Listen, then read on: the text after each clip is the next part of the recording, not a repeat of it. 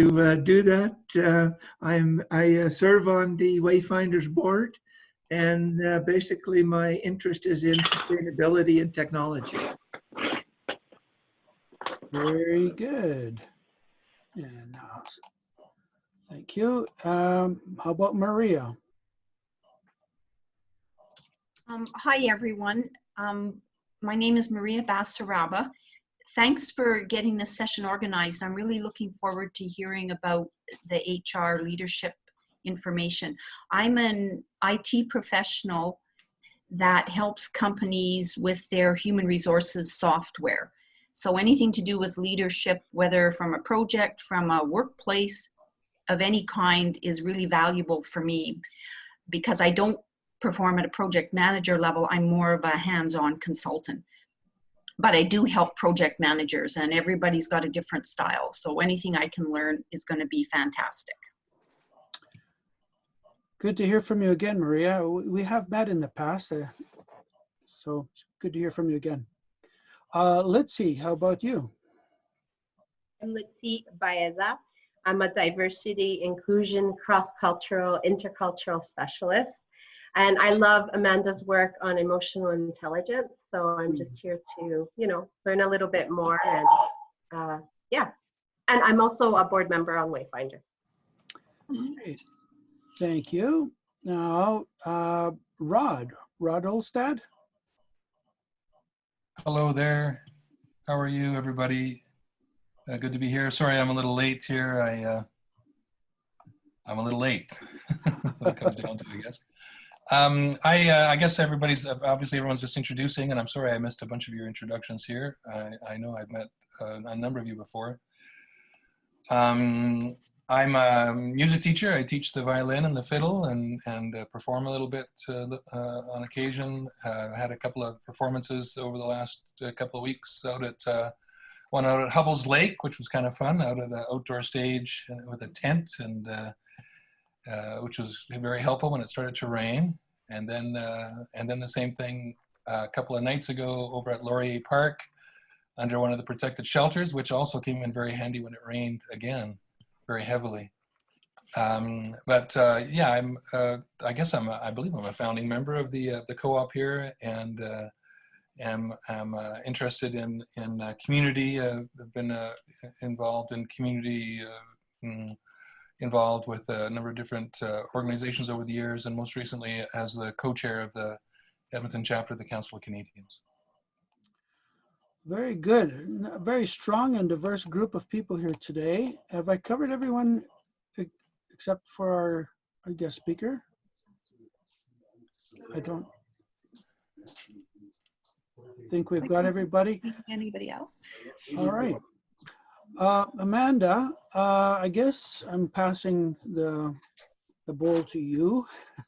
Amanda is a consultant who has worked in leadership development in human resources at a couple of different locations and now operating independently.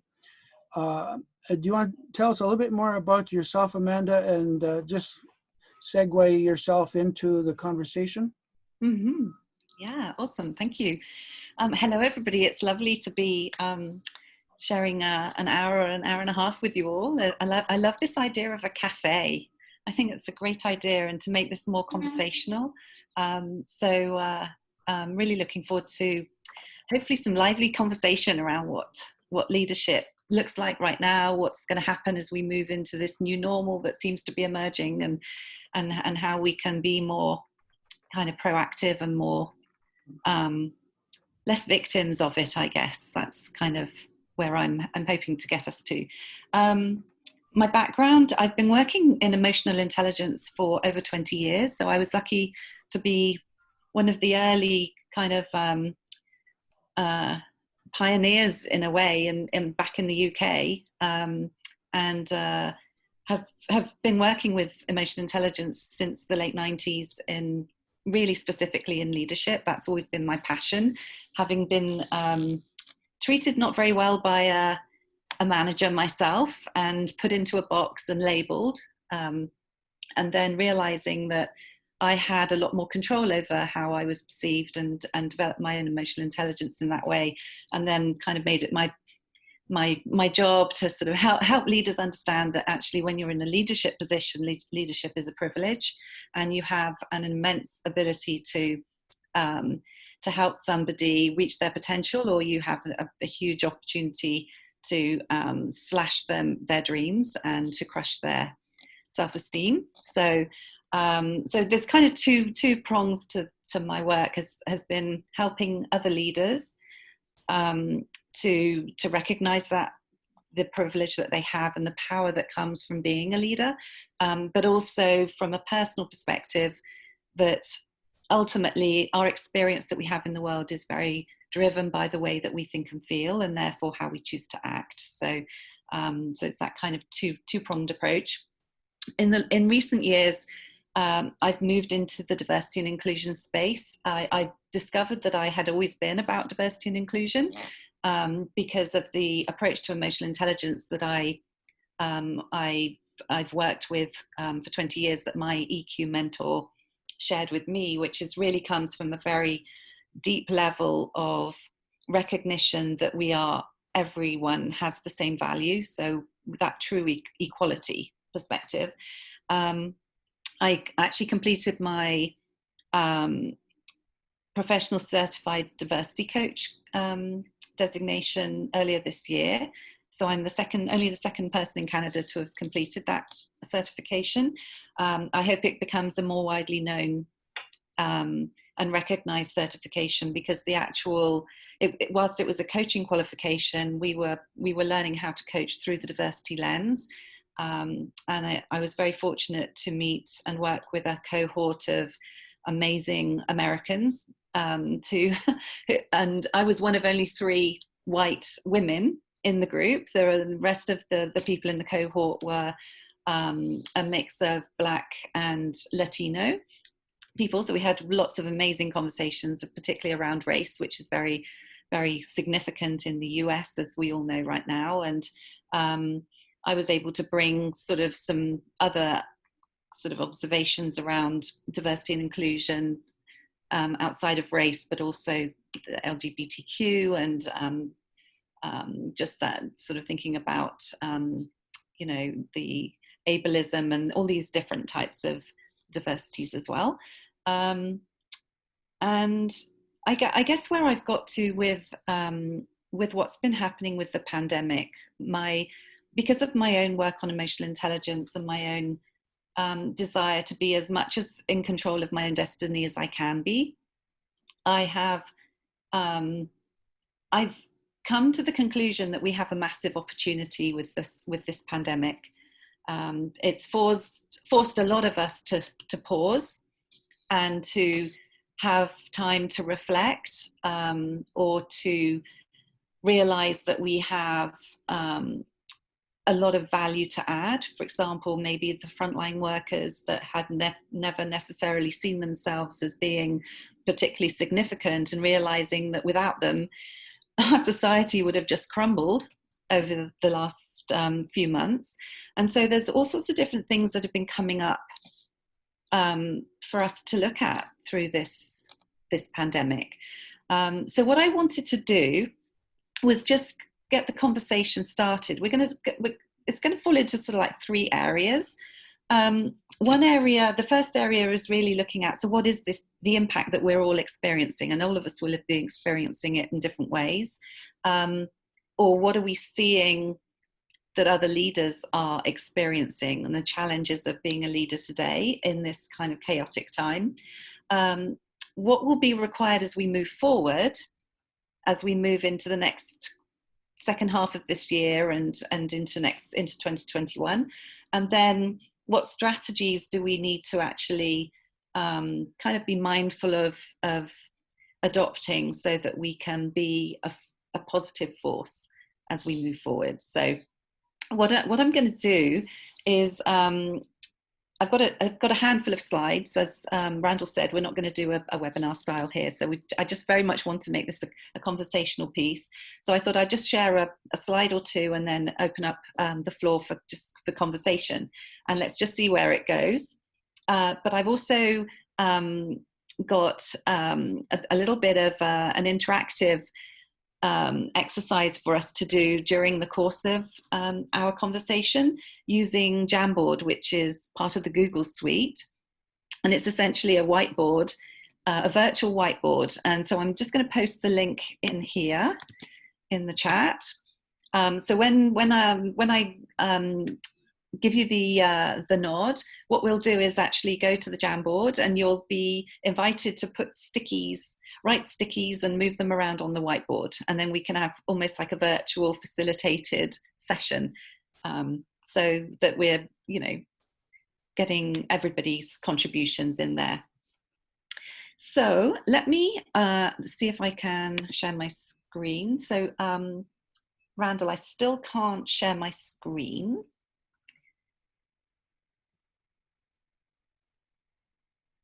So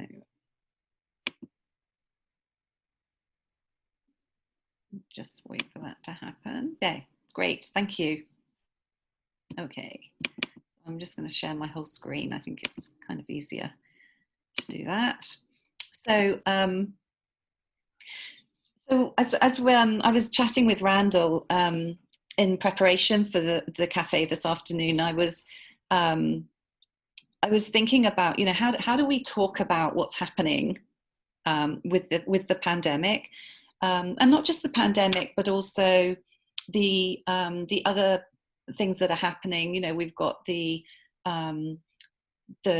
rise in real sort of awareness around the issues for Black people through the Black Lives Matter protests and George Floyd's death. And also there's kind of a lot going on in our political environment. So that we really are in this VUCA world, and I don't know if anyone's come across this idea of VUCA before. It's been something that's been used in leadership for over 20 years, actually. Apparently the original organization to really make use of it was the US Army, when they were learning to deal with what the ending of the Cold War meant, and how do we work in this new world. And it's become kind of like a very popular conversation piece for leadership. VUCA essentially stands for volatility, uncertainty, ambiguity, and complexity. And when we think about the world pre-COVID-19, when we talked about VUCA, we were really talking about how the world has become so much small through globalization, how technology has really been incredible and transformational, and how everything is just moving at such a fast pace. That was always the lens that VUCA was being used around. How do we have, as organizations, how can we diversify and move and stay ahead of this constant change that's happening? So it's really been used as a change management tool. But actually, when you think about what has happened with the pandemic, and how everything just literally changed almost overnight, we've actually been thrown into an extreme VUCA world. The rate of the change that has happened, as I say, it was really, from the early rumblings in January that there was this possible virus, through to the middle of March here in Canada, where essentially we started to close down our border, and all Canadians that were abroad were invited to rush home. And we started this process of locking down. So literally within 2 to 3 months, everything changed. And as a result of that, obviously, we also know that there was a lot of uncertainty around people's jobs. Businesses were having to close straight away. They weren't able to, they were part of the lockdown. There were only the essential services that were able to stay open, and the impact that has had on small businesses, as well as obviously larger businesses where there have been major layoffs. And so here we are living in this volatility, the rate of the change, the uncertainty about actually what this all means. Even now, we still don't know if we're through the first part of the curve. Are we going to be getting a second spike? with all the chaos to the south of us, on the border in the south of us. We don't know what could be potential impacts from that.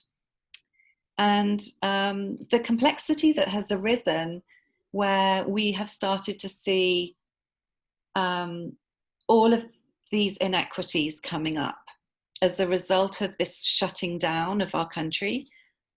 We've started to see all sorts of different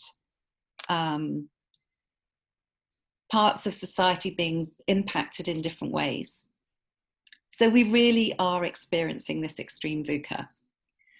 And the challenge with dealing with VUCA in the terms of this model is that the uncertainty means there is so much that we don't know, and we can't necessarily predict what it's going to look like in the future.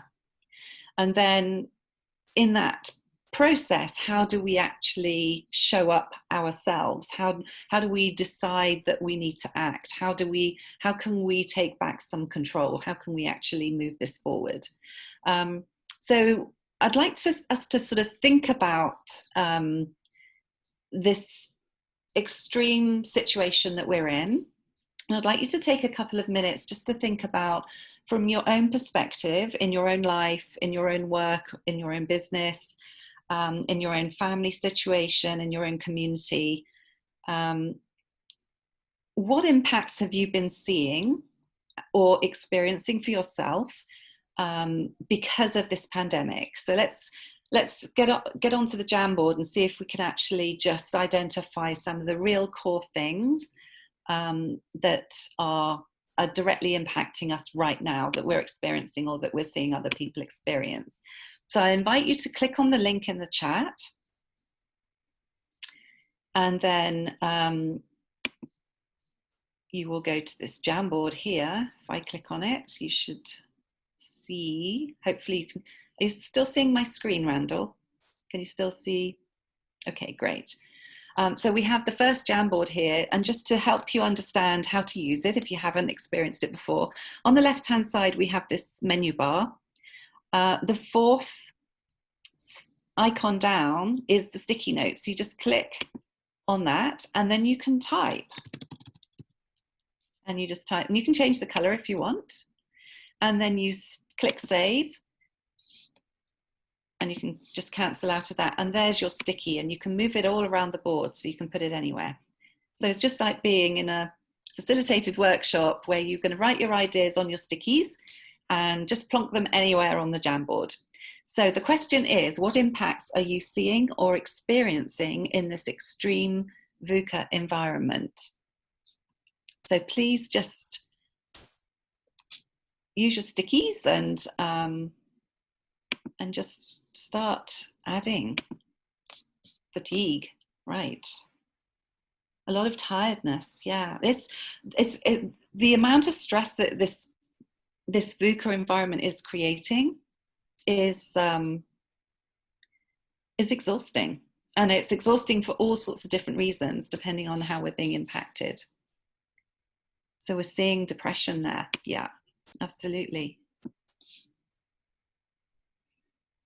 Uncertain future. People being worried, yeah, and nervous. Just going to move that down there.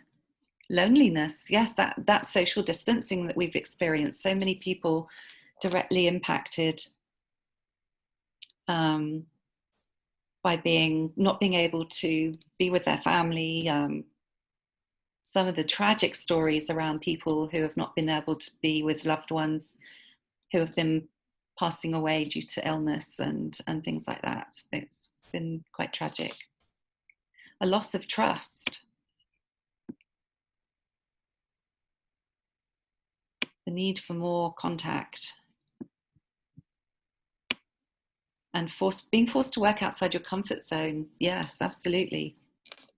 A lot of businesses are having to pivot and to really think about doing their businesses different, which is going to require not just as business owners or leaders to do things differently, but how do you get your employees to take on different ways of working?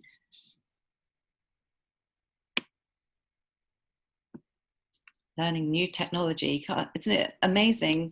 Who wishes they had had shares in Zoom before all this started? It's quite amazing. The disorientation that comes from it. It's the challenge with VUCA is that it leaves us discombobulated because there is no certainty with, you know, that challenge of really understanding what the future is going to look like. We don't have that ability to do that.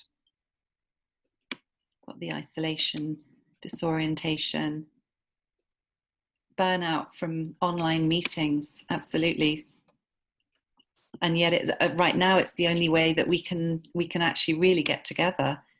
You know, a couple of my clients that I'm working with have been looking at how they could run in-person sessions again, and realizing while they could create if they've got a large enough room, they can create that sort of social distancing in a classroom situation, but then actually getting people to that room doesn't work if they're in a high-rise office block with only a certain number of elevators. You know, it just doesn't actually make it feasible.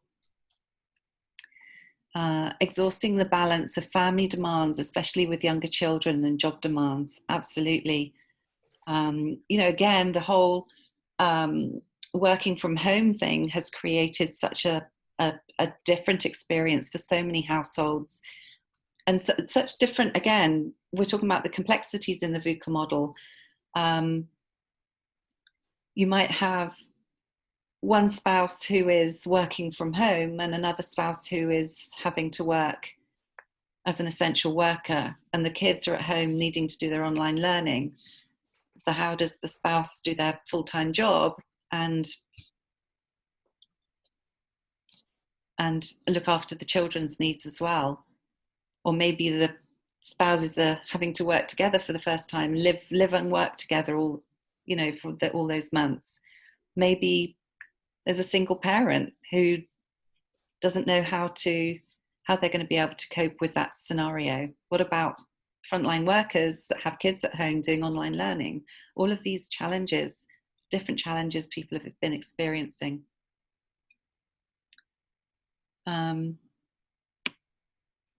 There's a concern here about the growing personal, corporate and government debt. And this is unprecedented, and it's going to have a huge long-term impact on each country's ability to move forward from this. And obviously the impact that has for each of us personally, depending on what we have available to us. I mean, somebody also put here the economic disparities. You know, some people have actually benefited and enjoyed the working from home because they had the financial cushion and the freedom to do it, whereas other people it's been catastrophic with job losses and even talking about technology, not necessarily having the technology to be able to work in this different environment.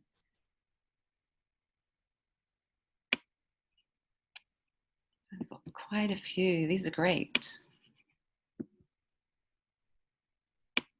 How do you measure outcomes? Yeah, absolutely. What economic disparities there? I'll just put that one with that one. So as a leader, if you have people working from home and they all have different needs, how are you actually going to be managing their performance moving forward? What do you do to ensure that there is equity across the way that you lead your people in a fair way? So what I'd like to do is open up the conversation to really just talk about all of these things from through the leadership lens. So what's one of the biggest challenges for leaders today in dealing with these kinds of issues? What are you seeing or experiencing yourself?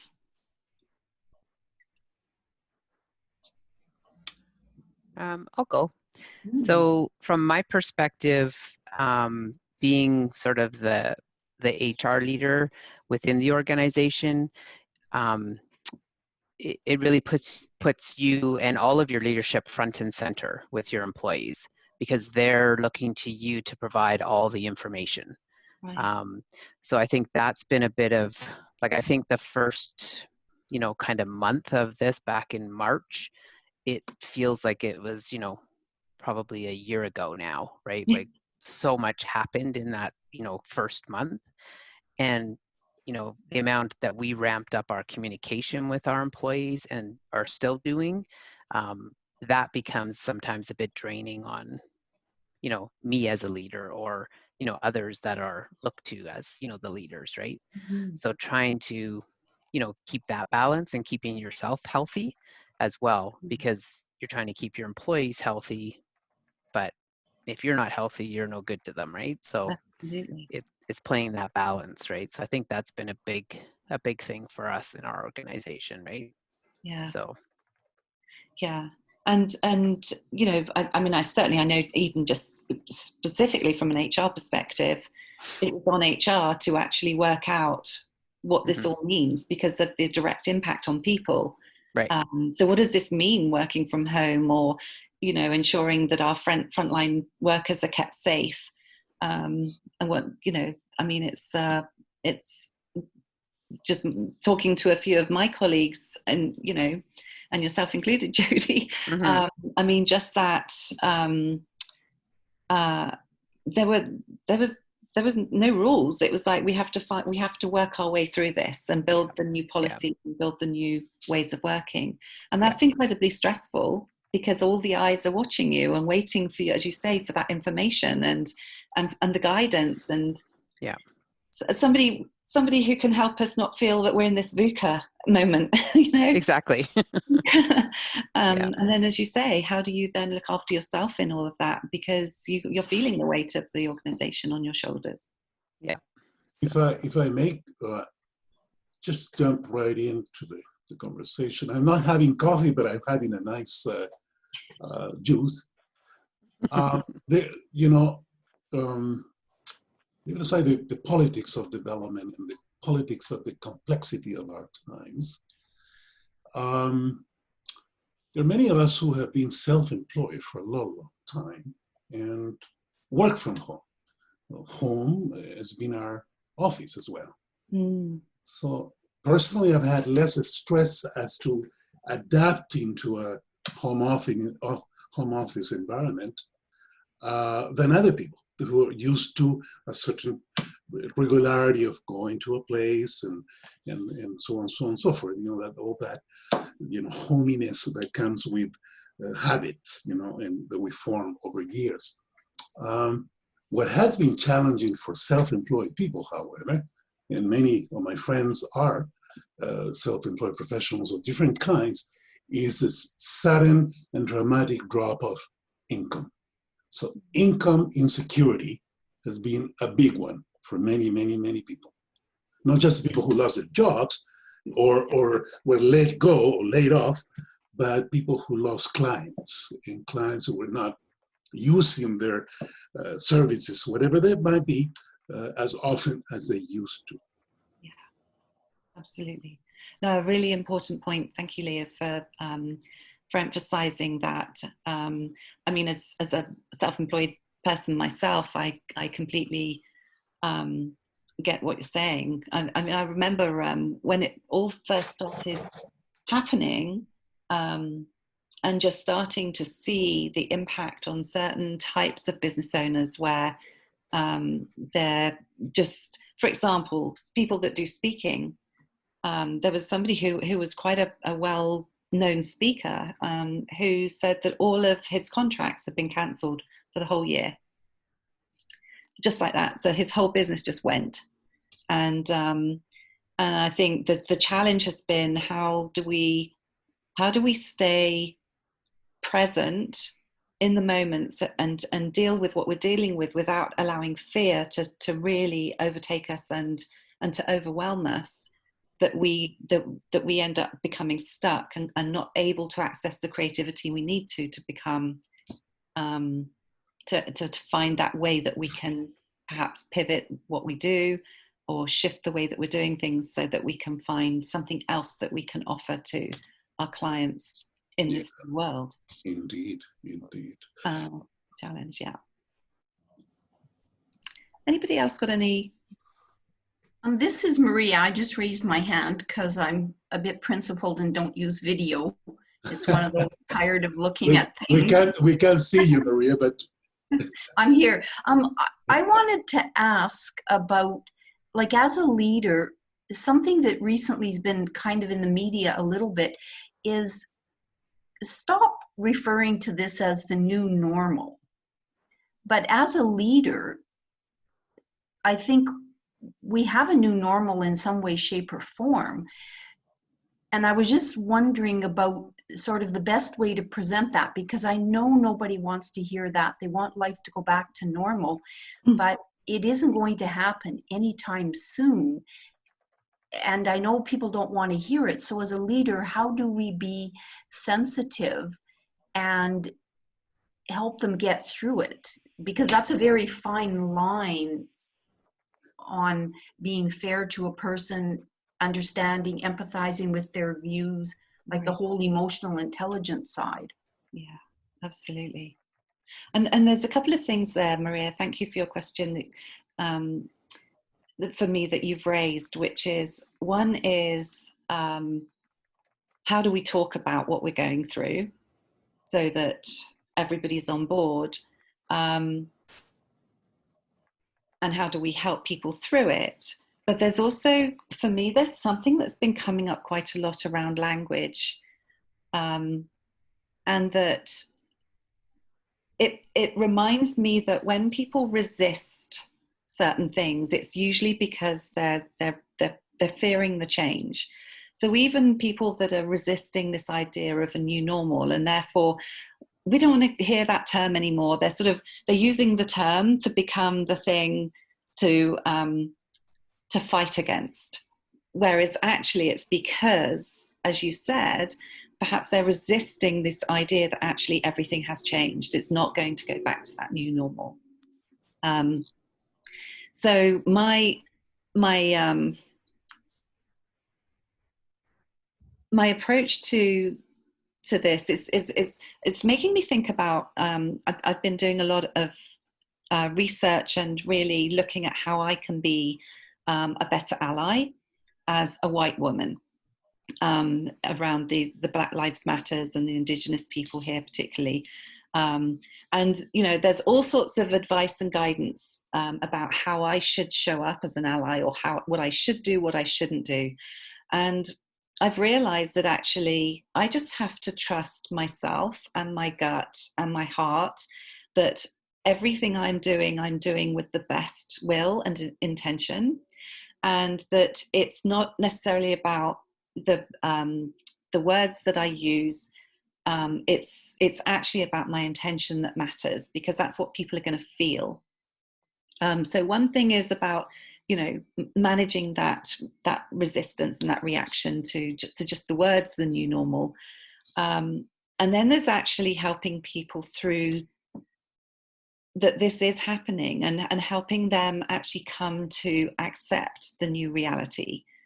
And I think it's you've actually used all of the words that perhaps we need to think about. It really is about using our empathy and our emotional intelligence, being able to sit with people who are feeling that anxiety and that fear, and not trying to make it go away, but actually help them work through it. And it requires a huge amount of strength from us all to do that. What ideas does everybody have around Maria's question? What other things can we do as leaders to help people realize that this is with us for quite some time, and because it's going to be with us for quite some time, there are a lot of things that are going to have changed that will never go back to that old normal, so to speak. Well, I'd like to, I don't mind the word new normal, but I'd also like to put another word in, and that's the next normal. The new normal is the one we're responding to. It's been forced upon us. We have no control over what happened. We just have to respond to it. At the same time, the traditional normal, if that's not a weird term, was not perfect, and there was a lot of things that were could be changed, and it could be changed in the way we prefer it, as opposed to the way it's going to, naturally run out, and we just hope some things are going to change for the better. But I think we have a real opportunity here right now of changing to the next normal in a way that was better than where we started, and a way of looking at the future as a preferred future rather than a forced upon future. There's still a lot of things that we can't control, but there's a lot of things that we do have control over, that we can look at and say, that wasn't right to begin with. Let's change it and let's see what happens. Mm-hmm. Absolutely. Yeah, I quite agree. And I think, that's an opportunity in itself for different conversations that you can have with the people that you're working with, or the people that you're living with who are really struggling. I think there is an opportunity for creating some small sense of control, things that we can actually do something about, things that we can, even if it's about what's the next 2 to 4 weeks going to look like, we can work that out, and we can create some stability in that, even if we don't know what it's going to look like in 6 months, because none of us do. Amanda, the one thing that I am seeing as a common theme is states of mind. We're all different personalities, different life experiences, different, backgrounds of all kinds. And so, with the slam to the side of the head of civilization there, you kind of got it's like somebody stepping on an anthill, everybody's scattering, and we don't have clear paths to follow. But what comes to my mind is empathic listening. I don't know a lot about that. I learned a little bit about it in coaching, but to me, the basic idea is to listen with your heart, listen to people so that their feelings resonate with you, and you get a better sense of where they're coming from, so that you can guide any conversations you need to have. Is more effective. Have you heard that term, empathic listening? Who me? Yes, yeah. Absolutely. Yes, I think for me it's the and you're right. We learn about it particularly on coach training, when you do the deeper coach training programs. In fact, I got a little story about it. I many years ago, back in the UK, so we're talking again probably 15 years ago, I remember attending a conference, and a gentleman ran a workshop around empathic listening. And he actually got us all, so we were just in rows, in our chairs in rows in this little workshop, and he asked us to work with the person next to us. So for most of us, we didn't know the person next to us, and he got us to do an exercise where one of us had to shut our eyes, and the other person had to share something that evoked an emotion, something that they were experiencing. It could be a joyful thing, or it could be a challenging thing, and just talk about what was going on that was creating this emotion. And then what the job of the person who was listening with their eyes closed was to notice how that was showing up in their body. And so this lady who was sat next to me, she was sharing with me that her daughter was going to be getting married. There were all of these things to do. She was very excited, but she felt all this pressure, and she had all this stuff going.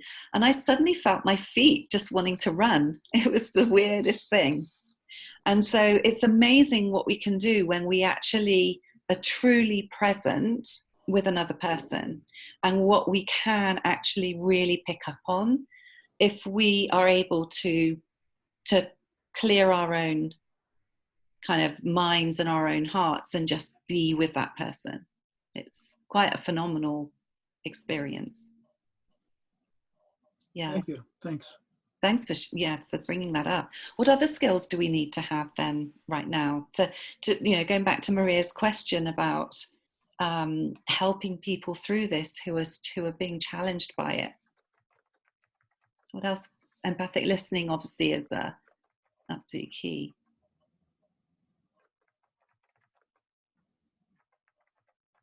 What about a purpose? I find that sometimes right now is that I make my own purpose, but that's not always, I don't get to bounce it off of anybody. And so at the end of it saying, well, is that the right thing? Is that really what I want to be spending my time on or my efforts on? I think it's one thing to sort of know, yeah, I can deal with most of the things and I can adapt to most things, but I also want to have a purpose, is that, I want to somehow know that what I'm doing here or what I'm doing in a company or anything is actually contributing to something higher than myself. Absolutely. I mean, for me, purpose is it's what connects us to our passion, and and that connects us to something deeper within us that actually helps us move forward. And again, I heard a couple of things there. One is about the need for purpose, and then there's a need for input into that purpose. Is this actually, can this work? Does the world want this? Will my purpose help the greater good? So there's two things. One is knowing what it is that we're passionate about and how can I do more of this and perhaps do it in a different way. But then, especially with the social distancing that we've had, how do we find those people that we can share that with and who can give us some balanced feedback on, or bounce some ideas around and give us some creative input into it. Any other ideas around what we need? One thing that I wanted to comment briefly is something you mentioned early. It relates to the sense of solidarity at the very profoundly human level. Not just in economic terms, but in political, cultural terms, and in what makes us human. And one thing that this particular period, this particular time of about 6 months roughly, have invited me to do, notwithstanding the challenges, is to re-examine my practice of solidarity, my practice of empathy, and my practice of being an ally to friends, people I love and care about, causes that I support in different ways, and how and when to remain silent and when to use my voice or to lend my space to others that deserve to be heard. Yeah. I love that, Leo. That true solidarity. It's going to take me on to my next slide. So thank you for that kind of segue, because it's actually, that's not the next slide, but the one after. If I can see if I can move. Okay. Not letting me, let me see if I can use that. There we go. Okay. So I wanted to share this with everybody. And it's something that I have, it's a model that I've developed, and I call it my equity, diversity and inclusion pyramid. And it evolved when I was, after my first weekend on the diversity coach certification, I was flying back from the States and I was like, oh my gosh, my mind was blowing. And I was like, how do I make sense of this in my own business and my own work and link it with the emotional intelligence? I could see it was all making sense. And so I kind of mapped this out. And the idea is that for an organization or even any kind of group where there's a culture, and to ensure that everybody truly feels valued and included, and that we truly value the diversity, and that there is that equity and fairness, fair treatment of everybody. These three things need to be happening at the same time. So I'm going to just use the like an organization as an idea for this. So for the left-hand side of the pyramid here, we're looking at diversity. As you'll see at the top, the outcome is diversity. So right at the bottom, the level at which change has to happen is within the culture of the organization. And how we're going to measure whether diversity is truly valued is going to be through our engagement practices. So in an organization, the people that need to sponsor the culture of diversity is the executive team, the senior leadership team, because it's the tone from the top, if you like. The underlying philosophy that actually needs to drive diversity is this sense that we are all equal in value, even though we're all different, and that all of those differences are valued equally. So equality is kind of like the underlying philosophy. So when we create that culture where everybody feels valued, that each person's diversity is valued, however that diversity is, then you're going to see people feeling empowered. The organization is going to have more transparency because it's not going to have these little cliques of, well, you know, if you're not in this group because you don't have this kind of makeup, then there's agendas and all sorts, and then you get lack of transparency, and all of this leads to trust. So you've got a trusting culture that is transparent and empowering. If diversity is truly valued in equal measure, all diversities. On the right-hand side of this picture of the pyramid, we're looking at equity. At the top there is the outcome. So at the change level, equity is driven by the people, systems, policies, and processes. So these are the things that impact people, that create this sense of everybody being treated equitably. So the way you would measure this would be through equity metrics. So for an example, in an organization, that might be your gender parity, to make sure that, you know, the salaries of men and women are equal. The sponsors would be HR, because they tend to be the authors or the builders of the policies and systems and processes. From a sponsorship perspective, the underlying philosophy needs to be dignity, that all of these policies, processes, and systems need to be built on the idea that everybody has dignity and is worthy of dignity.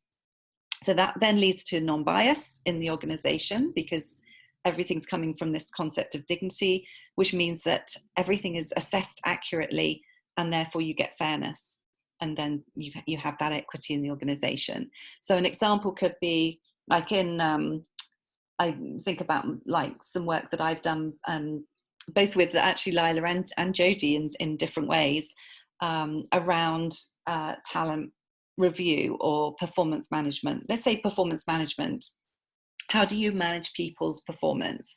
How do you rate how well somebody has done? Traditional performance management usually has the supervisor giving somebody ratings out of 5 or whatever on different competencies. And what science is proving is that those ratings are always heavily biased, depending on how the supervisor sees life. And so if they have any kind of bias towards the person, they're likely to either overrate or underrate that person, irrespective of how well they've actually performed. And so the more that we can make sure that the performance management system is based on dignity for all, and then we can make sure that there's non-bias in the system, and that therefore you get that accurate assessment. And then the third side of the pyramid here, and we're looking at the left-hand side, the outcome is inclusion. And the change level is in the individual members, the individual employee in the organization. We have to affect change in people's attitudes towards each other to build an inclusive environment. So it's measured through your team climate. So there are different measures that you can use to measure how well your team is doing from a climate perspective. The sponsors, therefore, will be the team leaders. And the underlying philosophy philosophy that I propose is care. That actually, if we all care for each other, we're more likely to be willing to be able to look at our biases and understand how we might exclude somebody without meaning to. But if we come from a place of caring, and it comes back to Randall's empathic listening and that true open-heartedness, if we come from that place, then we can truly value people for their uniqueness, build those really strong, powerful connections with people, and everybody can have that sense of belonging. So those are kind of just the ideas. I just wanted to share with you just one more slide, which really just sums up these three underlying philosophies that impact the three sides of the pyramid. So equality is the state of being equal, especially in status, rights, and opportunities. Dignity is the state or quality of being worthy of honour or respect. And care is to feel concern or interest, to attach importance to something. The word care, I was, when I first sort of socialized my pyramid, I got some resistance about the use of the word care. Not equality or dignity or any of the other words, but the word care. Because it was too touchy-feely. And you're not going to be able to get CEOs caring about their people. And I'm like, well, if they don't care, then they're not showing any concern or interest in the person, and they're not attaching importance to somebody, because that's what caring actually is. So I'm an advocate for care now. In fact, my leadership model has shifted to a care model because I'm on that flag waving piece. So I would really like to go back to the Jamboard. Let me see if I can easily come out of this. Oh, I didn't want to go there. Let me see. So can you see the Jamboard now? I can see it.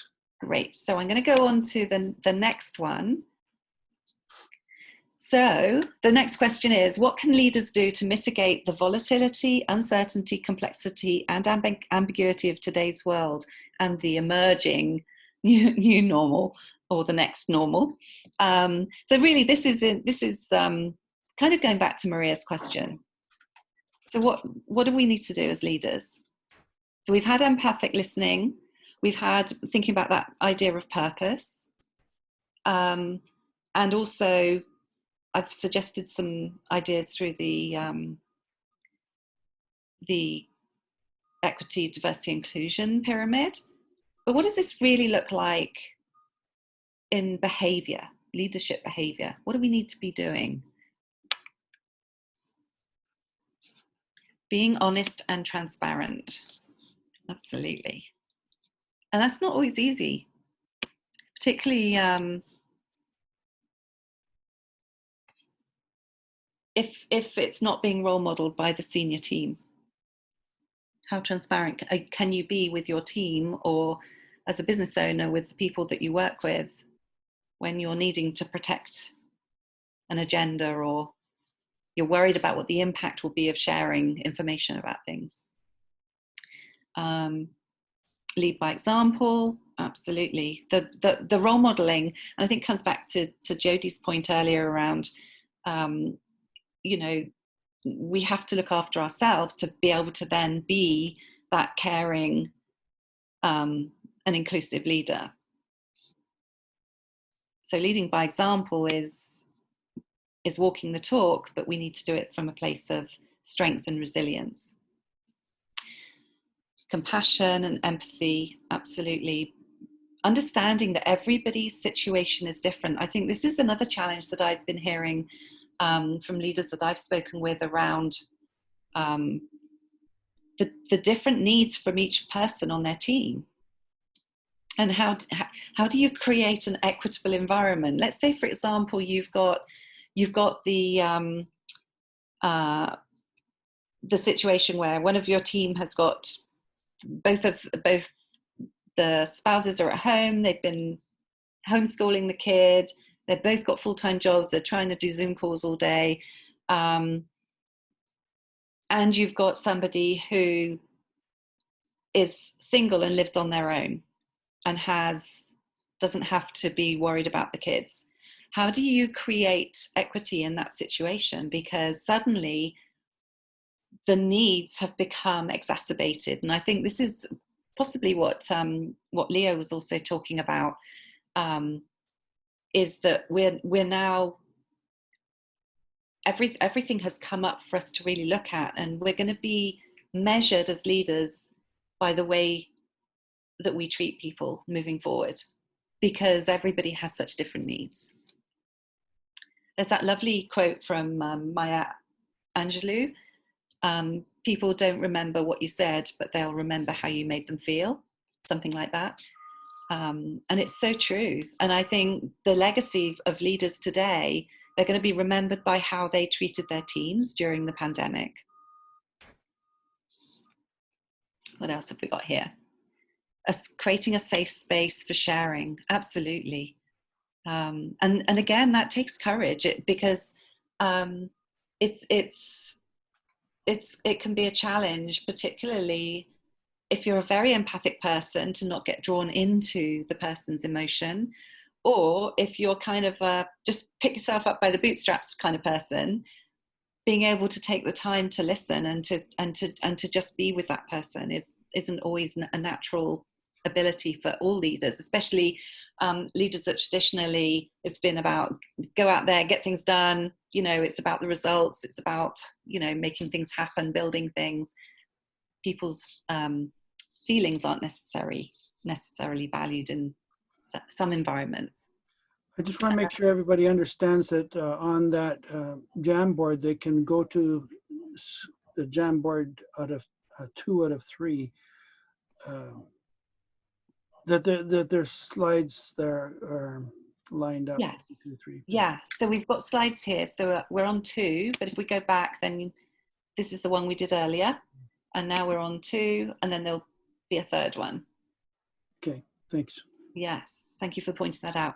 But this is a great tool for you to use on your own Zoom calls, by the way. It's free. If you've got a Google account, it's free. It's in the Google Suite piece there. What else have we got? Foresight. Yeah. So how do we have foresight when we're in VUCA and we don't know what the future is going to look like? That is a question. Because it's a challenge. So how do we gain insight and foresight about the future?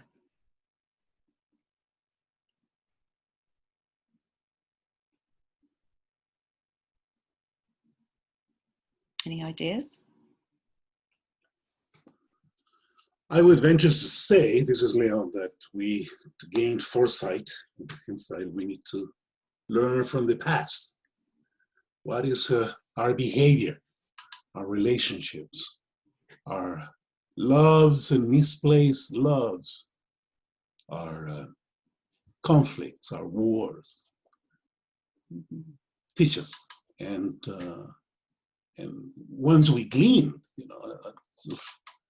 all those human experiences, for at least for the last 50 years, if not more, there's a possibility to discover and enunciate what we have learned and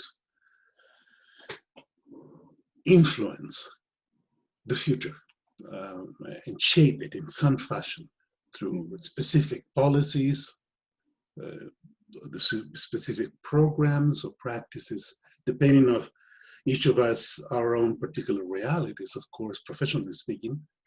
And hopefully we're part of some kind of a bigger self, something that is a little more than me and you, but us in full sense of the word. And so that if we don't see a better future in the next 5 years or 10, hopefully those who will come after we are gone will. I mean, and that's one of the things that really is in a way, kids, invite me to get up in the morning and try to do better and contribute in some meaningful way, so that my kids and their children and the children of my friends and so on and so forth the circle. And as indigenous people wisely speak of the seven, the seven generations. I mean, we normally have it difficult to understand one or two. So I think that's the beginning of gaining some sense of insight and then foresight as to what could happen and how we can actually plan or influence those unfoldings. Yeah, absolutely. And I love what you're saying about, going back to the past and learning. And I think it comes back to class, to your point you made earlier around the pandemic has given us an opportunity to look at, well, actually the world wasn't really working anyway. And therefore, what do we want to build moving forward for the future, for the rest of our lives, but also for our kids and our grandkids and their futures. So absolutely, and this is the opportunity we have, is to actually learn from what hasn't worked or what has worked and we want to keep, but what hasn't worked, and find new ways of thinking about things. And there are some amazing people out in the world that have done just incredible work already to transform the way that society systems work. Lila, you were mentioning when we met yesterday about in Ontario that they had trialed was it the universal basic income? Yes, that was a few years ago, before the Doug Ford government took the reins. Under the former NDP government, they had created a test pilot for guaranteed income supplement in, I can't remember it was a small city in Ontario. And they had originally said that they wanted, they needed 3 years of data to really understand, what was working, what wasn't. Was it something that they would want to roll out more universally? But unfortunately, after the 18-month mark, the Ford government shut it down. So they didn't really get to understand enough about it to know whether it would be working or not. But I think a lot of people will be going back to, that model to understand, is this the opportunity to take a look at something like that, given the situation that we're in? Mm-hmm. Absolutely. This is Maria. Isn't that kind of what the CERB is for the pandemic? It is very similar, but as you probably have seen in the papers, the CERB has a very strict time limit on it, and so the government continues to consider extending it. But because it had to get rolled out so quickly, and there's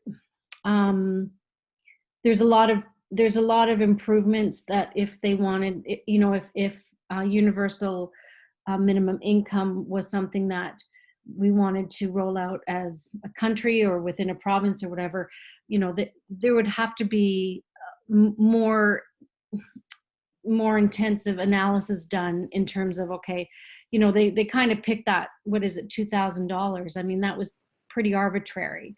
So it's probably meeting the needs of some and probably not meeting the needs of others. So I think it's a good starting point, and it'll be able to provide some foundational information. But if they were going to turn it into, to go from a temporary relief program to something more sustainable, they'd have to do some work. But it definitely is it is a format of that, yes. I think, in my opinion anyway. Yeah, I think the CERB was one of those things that the pandemic exposed. Just like all of a sudden with Zoom, everybody realized they could work from home. And I mean, I was doing this 10 years ago with WebEx, and no manager, nobody would ever allow you to do it because they just didn't trust people to do that sort of thing. CERB is the same thing. It's a universal income, but it's under a different name. So all of a sudden people saying, hey, maybe this will work, and with a few tweaks, we can make it go. But before that, and that's why the Ford government probably took it out. It's a left versus right division sort of thing. And do you trust people to actually do something if they don't have to struggle for it, sort of thing? So those are some of the things I think the pandemic has laid. It really looked at some of, or it really has exposed the weaknesses, and it has really sort of come up with some solutions that may actually be worthwhile keeping as we move forward. Awesome. Yeah. And there are other examples. Like I know in Hawaii, they've already written a new strategic plan for the islands that's going to be way more focused on creating equity for women. So they've actually, you know, looked at all of their government policies and looked at it through the lens of creating equity for women. So there's some really great things that are coming out of this that we can add to the wisdom from the past, and actually the amazing work that's already been happening, but that, as you say, Klaas, you know, probably for political reasons or in organizations that control and power, that creates a lack of trust in people's genuine desire to show up and be good employees. You know, I think this is what it's shown me, that I think about the early days of COVID, when suddenly so many people were working from home, and that suddenly it was okay to do that. I remember reading 2 separate articles written by American journalists, both of whom were women and both of whom had disabilities. And they both had written these articles quite separately, but I just happened to see both of the articles. And they both expressed how all of their careers they had fought to work from home because it would have just made their lives just so much more easy. And they were told every step of the way, no, you can't. And now suddenly I have to, because you need me to. and so where does that come from? You know, it's that lack of trust that treats people as less than, and creates that power dynamic. And I think ultimately what's happening now is a lot of people are starting to say, you know what, I'm grown up and I'm going to start asking for what I need. And all of those different needs that we're seeing when we run Zoom calls, and we're seeing people's different family situations and what they're having to deal with, we have to trust that people are inherently good. Yes, there's always going to be the bad apple, but that's what performance management's for. Which comes back to one of the questions that somebody had asked: how do you measure? How do you measure that fairness and that equity moving forward? There are a couple of extra additions here. So we've got courage to start the conversation is needed. Absolutely, and courage. I mean, yeah, courage for me is what we're going to need as leaders to guide people into the next normal. I'm going to start using that now, the next normal. I like that. So I just want to, because I'm aware that we're kind of coming up to our kind of close, the last little bit that I wanted to just talk about, and it comes back to the point that Jodie made at the beginning, which is about how do we look after ourselves. I'm just going to click on this slide here. So this is a stress formula that I learned many years ago from a lady who was, she was the first female doctor in the UK to get 4 ologies in her PhD. She was incredibly brilliant. And I did a neuroscience course with her. And this is her stress model. And she says that stress occurs when demands are greater than resources over time. So if you think about that just generally, you know, in your business or in an organization, or if you think about your family income, you know, when the demands on that resource of money or time or people is greater than the resources that you actually have, i.e. the amount of money, people, time that you have, and that happens over a consistent amount of time, that's what creates stress. So there's external stresses, which is where things are being done to us, like being asked to work for less pay, or people not buying our products because suddenly they don't have any money, and so we can't, our business is crumbling because of that. But there's also the internal demands and resources that we either put on ourselves or we can provide for ourselves.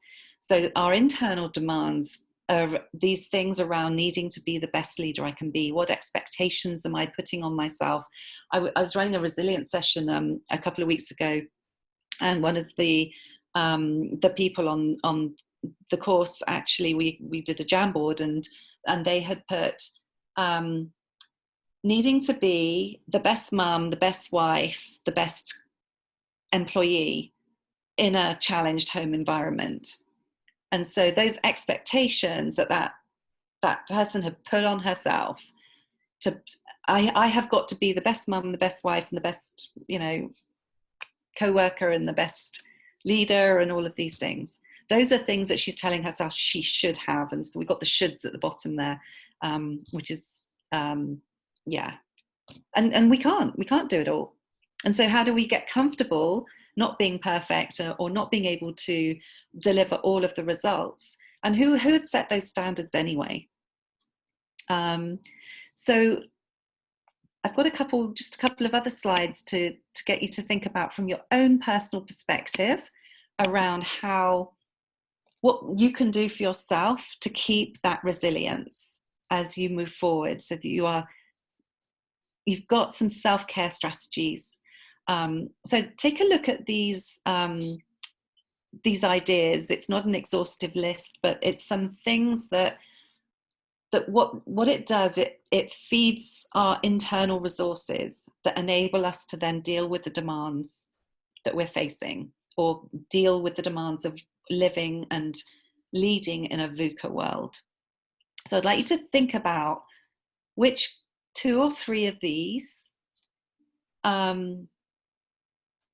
do you know would be really good for you to do, and maybe you don't put the time and energy into. So just have a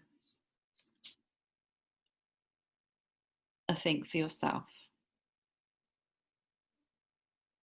And maybe the 1 or 2 that you think, oh no, I don't need to do that, maybe we look at those, because often we'll go for the ones that we find easy. For example, if you're somebody who's real high energy, go, mindfulness is probably not your first go-to thing, and yet it's probably the best thing that you can do to learn to be mindful. Indeed.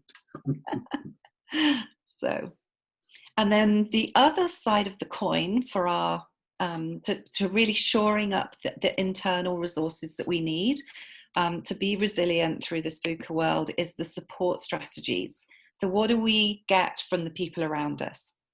So how could you strengthen your own resilience by allowing somebody else to do some of these things for you? And it needn't be one person. It doesn't have to be, your best friend or whatever who's just going to be these things for you. There might be different people in your life can provide these different things to you. Mm-hmm. Again, think of 2 or 3 that actually would really help you shore up your resilience and your inner resources.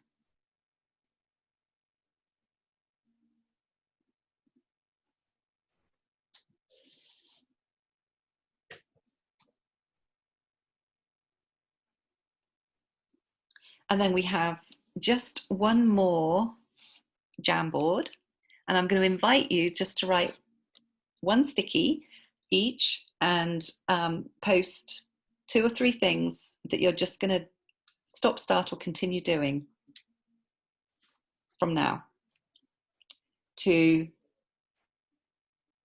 explore and to move forward in this VUCA world, and to feel more empowered, to feel more resilient, to be the leader that you know that you want to be for your teams or your community or your family. So I'll just go back into the into the Jamboard, and we go on to the third one here. So what are three things you're committed to start, stop, or continue doing to help shape a less ambiguous future for yourself, for those you care about, and for those you lead, if you don't care about those people?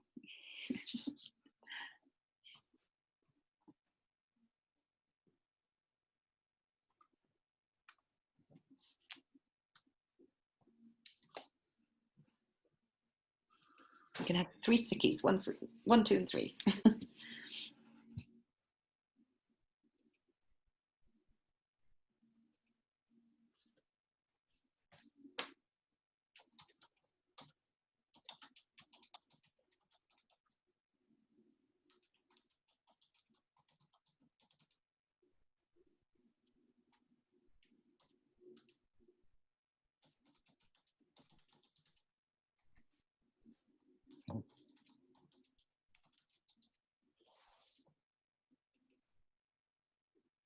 These are great.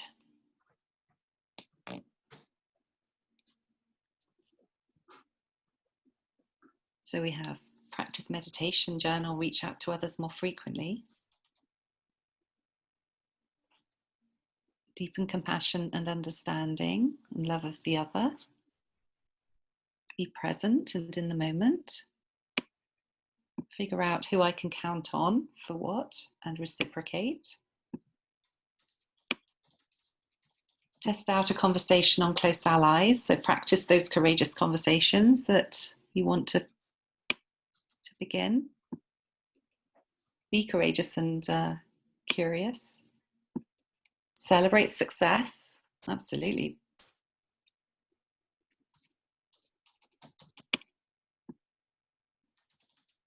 Commit to take care of myself. Yeah. Gratitude, mindfulness, connection. Family first, work second, have some fun along the way. Support and encourage loved ones and team members, and continue to be present for employees. These are awesome.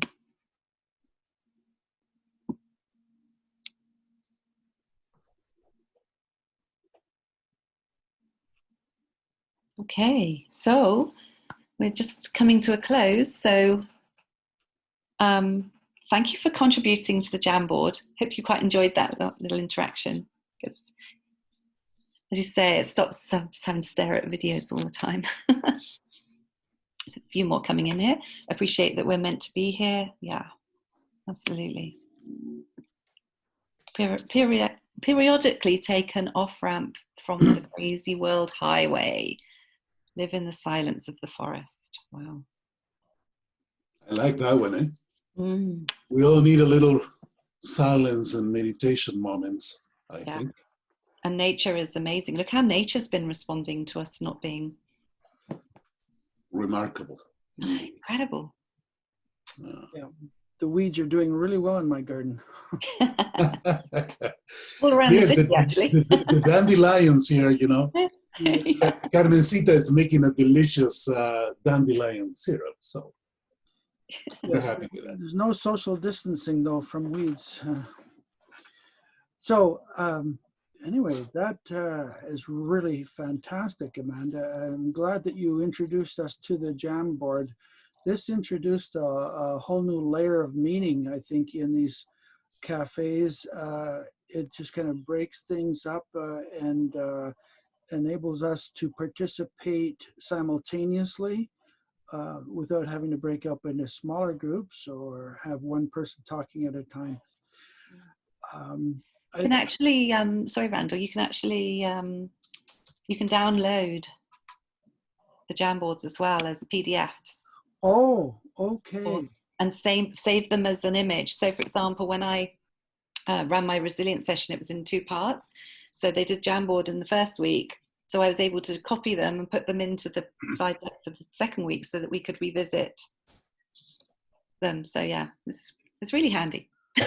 Excuse me. And we still have the standard chat as well. I think anybody can download what we've typed in there, but in case you want to preserve something for posterity.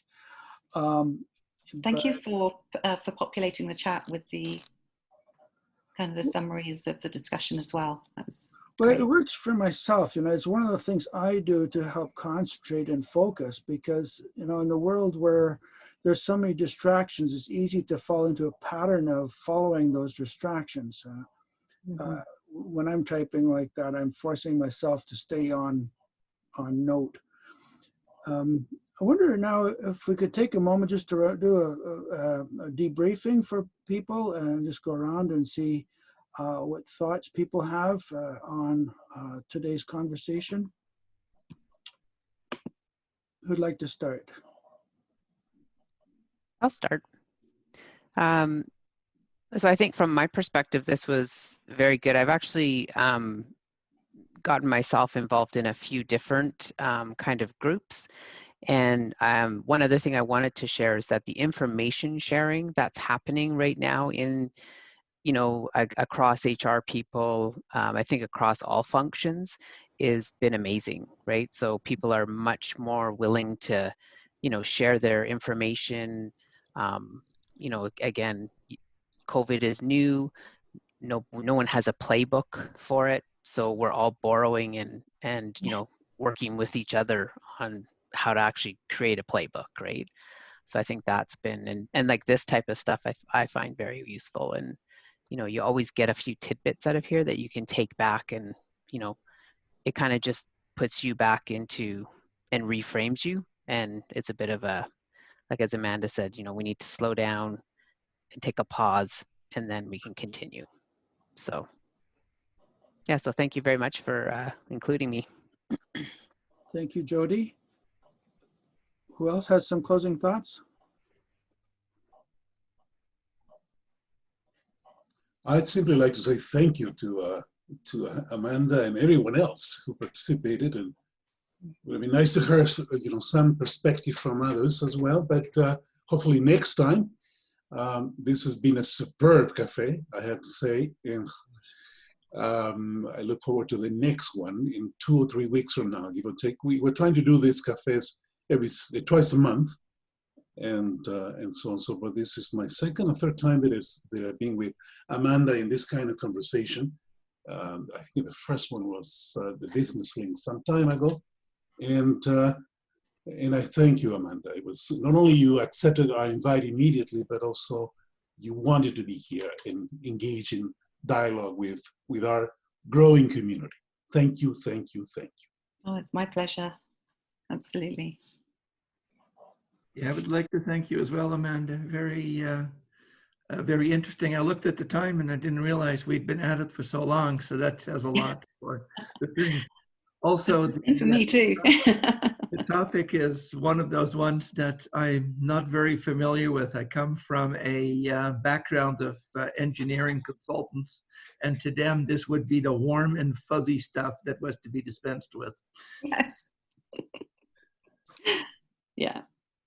But engineers are humans too. So they say.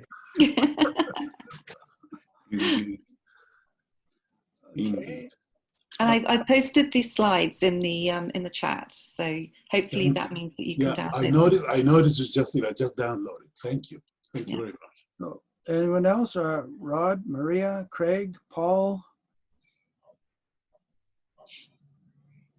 No? Okay. I guess we'll draw this to a close then, and as usual with thank you and gratitude to Amanda, as well as the participation of everyone here today. And I guess we want to leave on a similar note to where we started, in a moment of mindfulness that we can take with us wherever we go after this moment. And don't forget that this kind of moment of togetherness is reproducible. We can clone this, take it with us, share it. And as Amanda said, trust people. You can't trust everybody, but give them a chance. And I think people generally put their best foot forward to fulfill your expectations. So with that, we will conclude following the tone.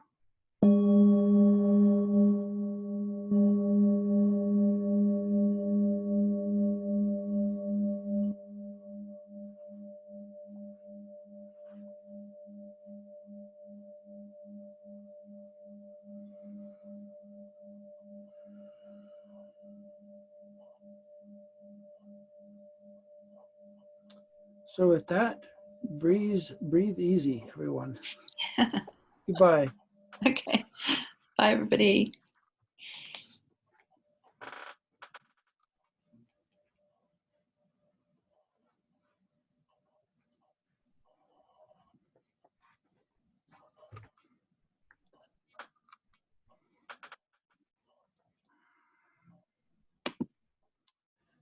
Okay. Amanda, did you want to say anything to wrap up? No. I was just going to say thank you, and we should get together sometime soon. Yeah, that would be I great. really enjoyed our conversations. So Yeah, this is really good, really good. And I think should we talked also- about a couple of people that we could potentially, talk to. Yes, Around the podcast idea and. that's right. Yes. Mm. Yeah, and of course, I can't let you go without saying, inviting you to join us too as a member. Oh yeah, no, I thought to myself, I really must just do this. So yeah, I will do that. Okay, that's great. Yeah, for And sure. you can talk for Leo on the details on how to do that. Okay, perfect. Okay. Okay, thanks, Randall. Take care. Bye. Bye.